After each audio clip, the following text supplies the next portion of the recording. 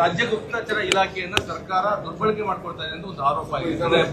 Dinner meeting ಅದ್ರ ಬಗ್ಗೆ ನಿಗಾ ಇಡ್ಲಿಕ್ಕೆ ಬಿಟ್ಟಿದ್ದಾರೆ ಅಂತ ಒಂದು ಆರೋಪ. ನಾನು ಅವರ ಪಕ್ಷದ ಶಾಸಕರುಗಳು ಅವ್ರ ಪಕ್ಷದ ನಾಯಕರುಗಳ ಬಗ್ಗೆ ಇಂಟೆಲಿಜೆನ್ಸ್ ಮುಖಾಂತರ ಮಾಹಿತಿ ಸಂಗ್ರಹ ಮಾಡ್ತಾ ಇರತಕ್ಕಂಥದ್ದು ಬಹುಶಃ ರಾಜ್ಯದಲ್ಲಿ ಇದು ದೊಡ್ಡ ಮಟ್ಟದಲ್ಲಿ ಮೊದಲನೇ ಬಾರಿ ಪ್ರಾರಂಭ ಆಗಿದೆ. ಇವರ ಮೇಲೆ ಅವ್ರ ಮೇಲೆ, ಯಾಕೆಂದರೆ ಇಂಟೆಲಿಜೆನ್ಸ್ನಲ್ಲೂ ಈಗ ಮುಖ್ಯಮಂತ್ರಿ ಆಗಬೇಕು, ಕುರ್ಚಿ ಕೊಡಿ ಅಂತ ಕೇಳ್ತಕ್ಕಂಥ ಜೊತೆನೂ ಇದ್ದಾರೆ.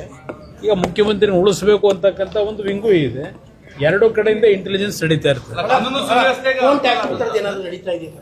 ಅದನ್ನು ನನಗೆ ಇಲ್ಲ, ಫೋನ್ ಟ್ಯಾಪಿಂಗ್ ಇದೆಯಲ್ಲ, ಇವ್ರು ಯಾರು ಏನೇ ಹೇಳಿದ್ರು ಇದು ನಿರಂತರವಾಗಿ ಹಲವಾರು ವರ್ಷಗಳಿಂದ ಎಲ್ಲ ಸರ್ಕಾರದಲ್ಲೂ ನಡೆಸ್ತಾರೆ.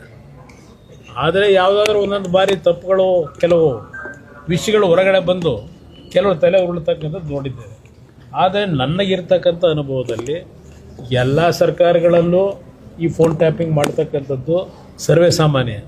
ಆದರೆ ಕೆಲವರು ಪಾಪ ಅದೇನೋ ಹೇಳ್ತಾರಲ್ಲ ಪತಿವ್ರತೆ ಅಂತ ಹೇಳಿ, ಆ ಥರ ನಡ್ಕೊಳ್ಳೋಕೆ ಟ್ರೈ ಮಾಡಿ. ಅದು ನೀವು ಅವ್ರನ್ನೇ ಕೇಳಿದ್ರೆ ಹೇಳ್ತಾರೆ.